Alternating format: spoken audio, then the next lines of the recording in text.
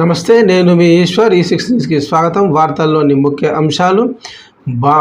జన్వాడలోని farm house కూల్చొద్దంటూ హైకోర్టులో petition దాఖలైంది. BRS నేత ప్రదీప్ రెడ్డి హైకోర్టులో పిటిషన్ వేశారు. ఎఫ్టీఎల్ పరిధిలో ఉన్న కట్టడాలపై గత కొన్ని రోజులుగా హైడ్రా కొరడా జురిపిస్తుంది. జన్వాడ ఫామ్ హౌస్ ఎఫ్టీఎల్ పరిధిలో ఉండడంతో ఫామ్ హౌస్ను హైడ్రా కూల్చవద్దని ముందస్తు బెయిల్ వేశారు.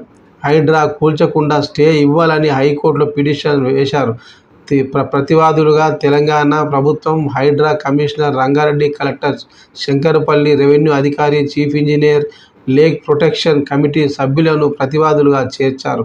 పిటిషనర్ సిటీ శివార్లోని రాజకీయ నేతలు, పలువురు ఫామ్ హౌస్లపై హైడ్రా ఫోకస్ పెట్టింది. ప్రభుత్వ నిబంధనలను ఉల్లంఘించి కట్టారా లేక 111 జీవోను ఉల్లంఘించి కట్టారా అనే ఆలోచనలో హైడ్రా, హెచ్ఎండిఏ, ఇరిగేషన్ శాఖ అధికారుల నుంచి డీటెయిల్స్ తీసుకుంటున్నారు. ఒకవేళ నిబంధనలను ఉల్లంఘిస్తే ఫామ్ హౌస్ను కూల్చివేస్తారనే టాక్ మాత్రం వినిపిస్తోంది.